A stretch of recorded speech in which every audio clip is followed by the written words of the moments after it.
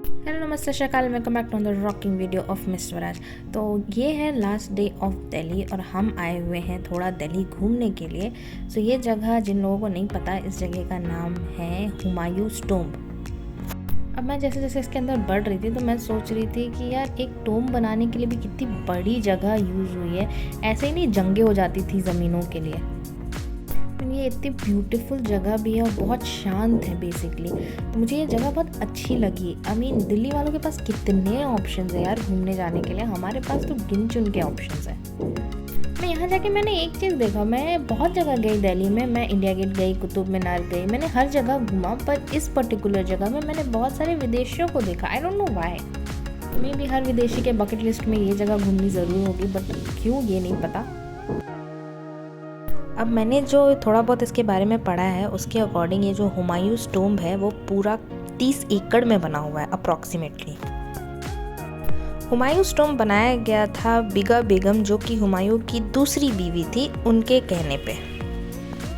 Approximately इस जगह पे 150 से ज़्यादा मुग़ल फैमिलीज दफन हैं। वन मोर इंटरेस्टिंग फैक्ट इसका है कि ये पहला ऐसा मॉन्यूमेंट था जिस पे रेड स्टोन यूज़ किया गया था और इसकी आसपास की मिट्टी भी रेड है। ये सारी तो खैर अब हिस्ट्री की बातें हैं, बट रहा जाए इसकी ब्यूटी को अप्रिशिएट करने के लिए तो एक्चुअली ये बहुत ज़्यादा ब्यूटीफुल है। और अगर आप एक सेकंड के लिए टॉम्ब फैक्ट को हटा दो तो इसका एरिया ही आपको बहुत ब्यूटीफुल लगेगा। वो अलग बात है कि आपको हर जगह किसी न किसी के कब्र ज़रूर दिखेंगे, बट फिर भी देखने में ये बहुत ब्यूटीफुल जगह है।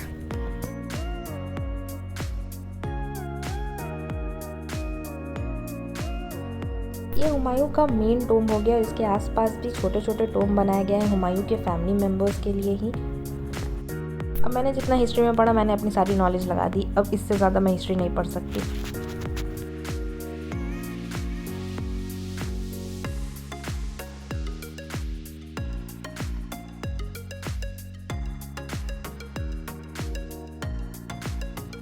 अब यहाँ के मेरे को लगा कि ये पर्टिकुलर इतना ही जगह है, बट फिर मुझे पता चला कि नहीं, एक्चुअली हम अंदर भी जा सकते हैं। तब हम अंदर गए और अंदर बहुत अच्छे तरीके से आर्किटेक्चर किया हुआ था।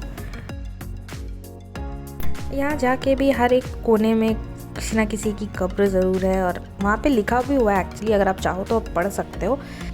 अगर आपका फेवरेट सब्जेक्ट हिस्ट्री और आपको हिस्टोरिकल मोमेंट्स घूमने में मज़ा आता है तो आपको ये जगह तो ज़रूर आना चाहिए।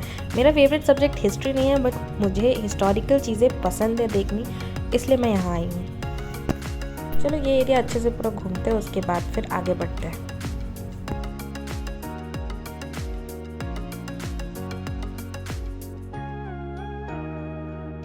मेन टॉम्ब के बाद ये भी अलग से किसी का टॉम्ब था जिसका नाम मुझे नहीं पता। जिसे भी पता होगा प्लीज़ कमेंट करके मेरे को बता देना।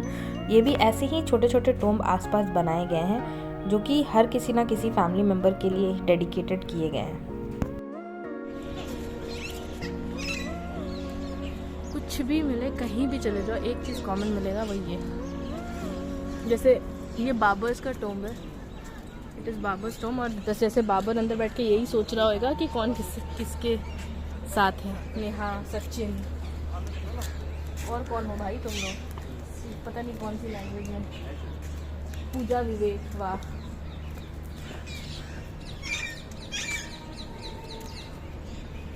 अमन, संजना, पल्लवी, अमित।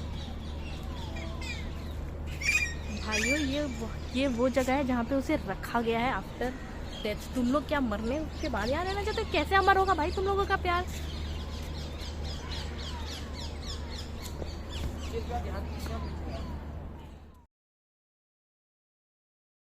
ये है नीला गुंबद, जो कि उस टाइम पे हो सकता है कि ब्लू हुआ करता होगा, अब बिल्कुल भी ब्लू नहीं है, थोड़ा बहुत ब्लू पैचेस इसमें बचे हुए हैं। आई थिंक अपने टाइम पे ये भी बड़ा सुंदर हुआ करता होगा। अब ये देखने के बाद मेरे पास तो बिल्कुल एनर्जी नहीं बची थी और मुझे लगी थी बहुत ज़ोरों की भूख। तो अब हम चलते हैं कुछ खाने को। हुमायूंस टॉम्ब से लौटते हुए हमें थोड़ी रात हो गई थी, तो हमने सोचा कि अपने होटल के पास ही कुछ खा लेंगे। और ये हमारे होटल के पास ही शॉर्मा प्लेस था, जो कि शाम के टाइम पे ही यूजुअली लगता है। This was the second time जब मैं शॉर्मा खा रही थी। मैंने रांची में पहली बार शॉर्मा खाया था और वो मुझे इतना वाहियात लगा था, फिर भी मैंने सोचा एक बार रिस्क ले के देखा जाए। वाहियात भी नहीं बोलूँगी, वो एज़ इन ठीक से पकाया नहीं था और उसमें काफ़ी सारे चिकन के कच्चे पीसेस थे जो मैं हर बाइट में मुझे पता चल रही थी, जो मुझे नहीं खाया गया मुझसे वो। मैं इसके लिए भी डरी हुई थी, बट फिर मैंने देखा कि ये काफ़ी अच्छे तरीके से पका के उसके बाद इसका शौरमा बना के फिर आपको सर्व कर रहे हैं, तो इसलिए मैंने ले लिया। शौरमा इतना यमी था कि मैं आपको क्या बताऊँ। If this is what actual shawarma roll means then तो I love it. The best part of eating a shawarma roll is कि इसमें कुछ भी एक्स्ट्रा इंग्रेडिएंट्स नहीं है सिवाय चिकन और जो मसाले पड़ते हैं उसके। अगर आप नॉर्मल रोल लोगे तो उसमें प्याज और आप बाकी सब्जियां डाल देते हैं और चिकन की क्वांटिटी बहुत कम होती है, लेकिन शौरमा में ये नहीं होता है। शौरमा में चिकन की फिलिंग बहुत ज़्यादा होती है। ये शौरमा प्लेस है रामकृष्ण मिशन, जो मेट्रो स्टेशन है उसके पास पहाड़गंज में, और हम पहाड़गंज में ही रुक रहे थे और हमारे पास था आरके मेट्रो स्टेशन, तो हम यूजुअली मेट्रो स्टेशन से उतरते ही हमें ये शौरमा प्लेस मिलता था। अब ये सेकंड बना रहे थे शौरमा बर्गर। इसको भी जब मैंने ट्राई किया था ये भी बहुत ज़्यादा अच्छा था। मैं शौरमा की फ़ैन हो गई थी आफ्टर हैविंग शौरमा यहाँ से। ये ब्रेड को अच्छे से रोस्ट करके फिर उसमें स्मेव लगा के फिर उसमें जो डालते हैं शौरमा की फिलिंग, वो भी क्वांटिटी काफ़ी अच्छी होती है, एंड देन इसको ये ग्रिल कर देते हैं। ये एक ग्रिलिंग का भी बड़ा अच्छा टेस्ट देता है। अगर आपको ये खाना है तो आप शाम के टाइम पे आरके मेट्रो स्टेशन के पास चले जाना, वहाँ पे आपको ये शौरमा प्लेस मिलेगा और ये बहुत अच्छे शौरमा सर्व करते हैं। इसकी मेकिंग देख के भी कितनी टेम्पटिंग लग रही है, मुझे एडिटिंग में भी इतनी ज़्यादा लग रही थी कि मैं फ़ोन से बस निकाल के इसे खा लूँ, ये इतना टेस्टी था। मुझे अभी जस्ट उसकी जो टेस्ट है वो याद आ रही है। यहाँ से रेडी हो गया हमारा शौरमा बर्गर और जा रहा है अब ये ग्रिलिंग पे। इसे कुछ सेकंड्स ग्रिल करने के बाद फिर ये इसे सर्व कर देंगे और फिर ये इसे बीच से काट देते हैं ताकि वो बिल्कुल बर्गर खाते हुए मेसी ना हो।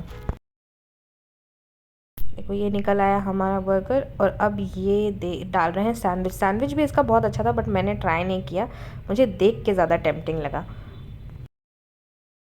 ये देखो हो गई हमारे बर्गर्स की तैयारी और इसने डाली चटनी और एक और मेयो डालेंगे, तो ये 3 चटनी एक्चुअली देते हैं और टेस्टी होती है सारी। तो आप ज़रूर इसे ट्राई करना जब भी आपको टाइम मिले।